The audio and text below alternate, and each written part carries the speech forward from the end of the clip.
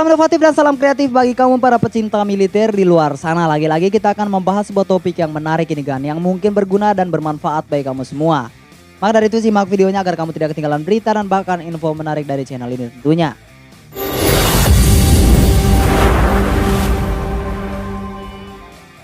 Pada dasarnya kita semua sudah mengetahui kan bahwasannya untuk menjadi seorang pengabdi negeri, untuk menjaga keutuhan wilayah Negara Kesatuan Republik Indonesia atau NKRI, itu bukan suatu hal yang mudah. Karena memang banyak sekali proses serta tahap yang harus kita lalui.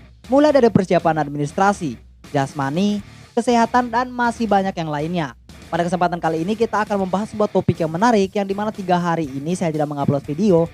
Karena saya mencari tahu terhadap teman-teman atau kakak lighting saya yang dulunya pernah mengikuti tes dan sekarang ini mereka sudah ditempatkan di wilayah mereka masing-masing. Yang dimana mereka ditugaskan ada di Samarinda dan bahkan ada dari luar provinsi ya. Jadi di kesempatan kali ini kita akan membahasnya secara rinci. Dan saya mau ingatkan lagi, di pertengahan video saya akan berbagi terhadap teman-teman sedikit pengetahuan yang dimana yaitu mengenai zona. Zona yang dibutuhkan di wilayah tempat teman-teman daftar dan berapa aja zonanya. Maka dari itu simak video ini dari awal hingga selesai. Kita langsung saja masuk ke teori dan materi utama kita. Oke teman-teman, di luar sana banyak sekali para remaja yang bertanya-tanya terutama mengenai rekrutmen TNI ini. Bang, kira-kira kalau saya kendala di bagian ini apa yang terjadi? Kira-kira kalau misalnya saya tes dan saya kekurangan ini apa yang akan terjadi? Nah, maka dari itu saya harap teman-teman bisa untuk cek video saya sebelumnya. Karena segala kebutuhan teman-teman mungkin ada di video-video saya. Dan jangan hanya nonton satu video. Ya, saya harap teman-teman bisa untuk menonton video-video saya yang sebelumnya yang sudah saya upload. Karena memang di channel ini saya membahas sesuai dengan pengalaman saya pribadi. Dan semua itu saya yakin di channel ini sudah ada kebutuhan dan keperluan teman-teman masing-masing. Dan banyak juga yang bertanya, Bang, bagaimana jika saya ini kendala di bagian kesehatan? Lalu apa yang harus saya lakukan? Nah, yang harus kamu lakukan di saat kamu kendala di bagian kesehatan, kamu harus tahu kesehatan apa yang harus kamu kesehatan apa yang perlu kamu perbaiki atau kesehatan apa yang harus kamu jaga agar di saat kamu mengikuti tes tidak terjadi apa-apa dan mungkin sakit dan penyakit itu bisa pulih secara total. Dengan apa kamu lakukan? Cek kesehatan terlebih dahulu. Nah, dan ini masalah administrasi. Bang, bagaimana dengan saya? Administrasi saya hilang nih, terutama bagian rapot. Apa yang harus saya lakukan? Karena saya tidak bisa menjawabnya secara rinci ya. Takutnya di saat saya menjawab ada kesalahan. Karena memang di setiap tahunnya itu pasti ada perubahan. Walaupun perubahan itu sedikit atau bagaimana.